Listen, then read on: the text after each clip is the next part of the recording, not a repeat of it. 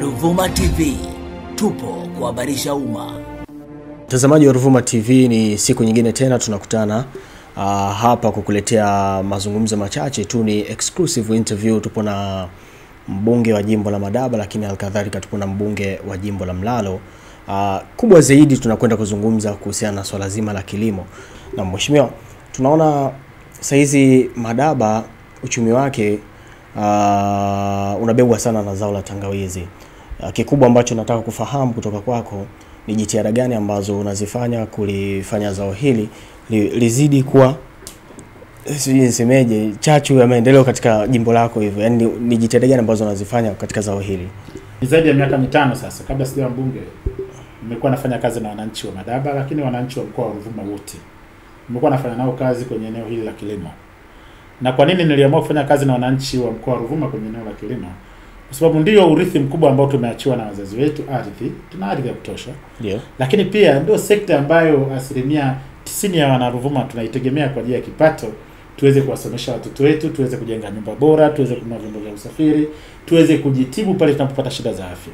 Kwa hiyo ni sekta mama kwa mkoa mzima wa Ruvuma. Wananchi wa Madaba kama walivyo wananchi wengine wa Madaba wamejikita zaidi kwenye eneo la kilimo cha tangawizi, na tangu mwanzo kilimo hiki kimekuwa na tija sana.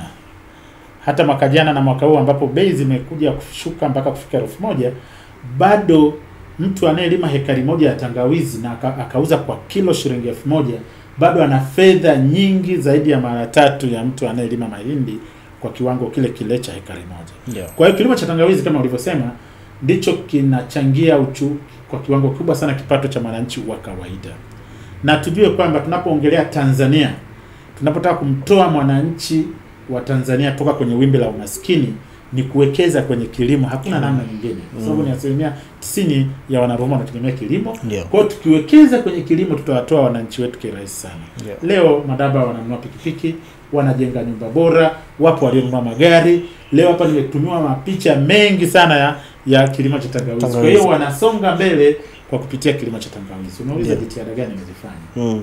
Kabla sijakwambia jitihada, kwanza nitambue mchango mkubwa wa wananchi wa jimbo la Mlalo, mkoa wa Tanga. Miaka ya 2010 mimi nilikwenda pia Tanga kwenda kujifunza kilimo cha tangawizi. Nilikwenda Mnazi, jimbo la Mlalo la Mheshimiwa Rashid Shangazi. Nimekaa Mnazi, Baramo, nimefanya kazi na wananchi shambani. Nimewawezesha wananchi kwenye elimu ya ujasiriamali, mifumo ya umwagiliaji. Kwa hiyo nimefanya kazi. Nilivyoona kwamba inatija zaidi, nikasema lazima tuongeze nguvu mkoa wa Ruvuma.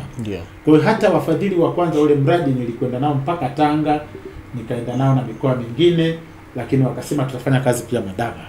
Kwa hiyo nishukuru wananchi wa Mlalo ambao walinipokea wakati ule kama mdau, na ile elimu nimekuja amplify, kuikuza katika maeneo ya Madaba. Leo Madaba wananchi wengi waliojishughulisha na zao hili wanasonga mbele na wanafanya vizuri sana.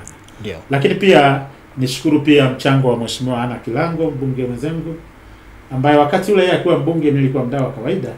Nilikwenda pia pale Same Mashariki kule Mamba Miamba kwenda kujifunza, lakini nilikwenda kuwawezesha wale wananchi katika eneo la biashara, namna gani anaweza kufanya kilimo cha tangawizi kwa biashara.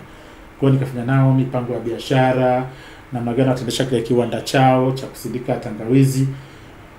Nimejifunza, lakini sana fly kwamba hata Mheshimiwa Ana Kilango ameungana na wana Madaba. Mheshimiwa Shangazi pia mbunge wa Mlalo naye anaungana na wana Madaba.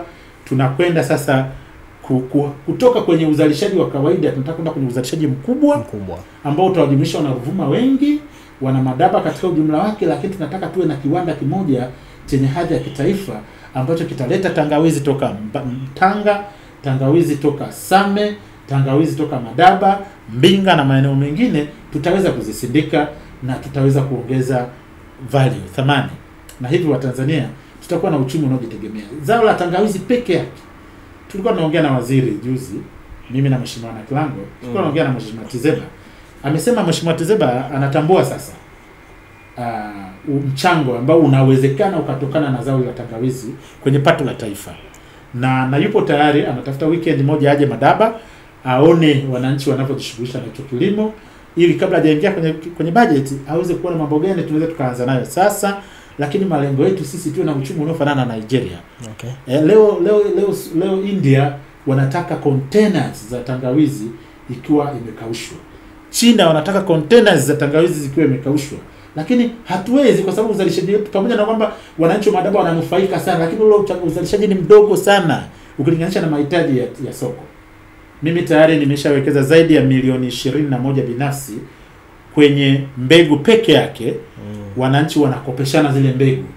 Ukishalima kiasi fulani, mwakani unampa hii mbegu nyingine. Kopa mbegu, lipa mbegu. Kwa hiyo kilimo cha tangawizi Madaba kimekuwa kwa kupitia hiyo. Nilikuwa nawakopesha wananchi mbegu, yeye akishavuna anawakopesha wengine, na hivi mpaka sasa nina mbegu za tangawizi za milioni 21 ambazo zinazunguka ndani ya wananchi. Watakapokuwa wameridhika sasa wana uzalishaji wa kutosha, watazirudisha zile mbegu, tutaenda kuanzisha huo mradi maeneo mengine. Haya ndio mambo ambayo tunafanya na tunaendelea kuyafanya. Mheshimiwa Shangazi toka Mlalo naye ni mdau muhimu sana kwenye ile eneo, na ambako pia sisi tumetumia kama kujifunza, na yupo hapa tangu juzi tumekuwa naye Madaba. Nadhani angeweza kusema zaidi pia kwenye jambo hili. Sasa karibu sana mheshimiwa. Asante sana. Kama alivyosema Mheshimiwa Magama, mimi naitwa Rashid Shangazi, ndio mbunge wa jimbo la Mlalo. Na kimsingi sisi ni majirani na Same Mashariki na Same Magharibi. Kote kule tunalima tangawizi. Niseme kwamba ni zao moja zuri sana ambalo hata uandaaji wake sio mgumu sana kama mazao mengine. Lakini kwa kule kwetu sisi tunatumia zaidi kumwagilia. Nimekuja kujifunza huku Madaba, nimeona wengi wanalima katika vitili. Kwa hiyo nataka tu nitoe wito hasa kwa vijana kwamba tunapokuwa katika nafasi za uwakilishi kupitia halmashauri zetu, tuna 5% ya mapato ya ndani ya halmashauri ambayo yanapaswa kwenda kwa vijana na 5% ambayo yanatakiwa kwenda kwa kina mama. Lakini hii ni fursa ambayo vijana wengi hawaitumii. Na sisi kama wabunge hasa vijana tunalo jukumu la kuhamasisha vijana kuingia katika kilimo. Sababu mimi kwa asilimia sitaki kusema sana, lakini naamini kwamba Watanzania ni 100% tunategemea kilimo. Na sasa hivi hakuna kilimo ambacho sio cha biashara. Lakini tunaangalia ni biashara gani ambayo itakuwa ina tija zaidi. Tumeona hapa katika Mbinga wanalima sana kahawa. Na wamefika mahali wanatengeneza vifungashio vya kahawa ya Mbinga. Lakini tangawizi ni flavor katika kahawa. Tangawizi inaweza ikawa flavor katika chai. Sasa niungane na Mheshimiwa Magama kwamba tunalo hitaji la kuwa na viwanda vidogo vya kusindika ili angalau kunyanyua thamani ya hili zao. Changamoto kubwa ni kwamba bado uzalishaji ni mdogo. Kama alivyosema kwamba China na India wanahitaji containers. Lakini sisi bado eneo hili bado ni watu wachache sana wamejikita katika kilimo cha tangawizi. Ndio maana nikatoa rai kwa vijana kwamba hii ni fursa nzuri sana kuitumia ili na sisi pia tuweze kuhamasisha katika halmashauri zetu wapate hii 5%, tukakuze uzalishaji ili hata vile viwanda tunavyotaraji kuvifungua viweze kupata material ya kuzalisha. Lakini pia zao hili kwa kuwa halina changamoto nyingi, halina kwamba unafukuzana na nyani, halina kwamba sijui unafukuzana na ngedere, ili ukipanda unatulia. Tena uzuri mwingine, tangawizi yenyewe wakati mwingine kama soko sio rafiki, unaiacha ardhini. Unaiacha huko kwa ardhini, unasubiri. Soko likiwa nzuri na kadri linavyokaa ndivyo linavyozidi kutanuka. Kwa hiyo ni zao ambalo haliwezi kukutia hasara hata siku moja.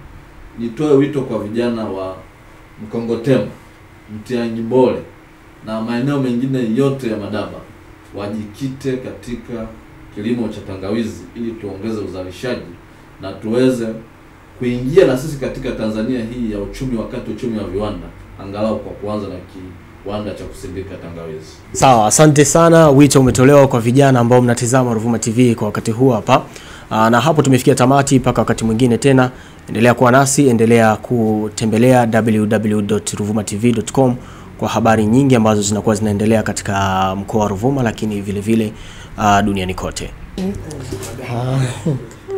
Nashukuru sana. Asante sana. Asante sana. Asante, karibu tena mshoto. Asante. Ruvuma TV, tupo kuhabarisha umma.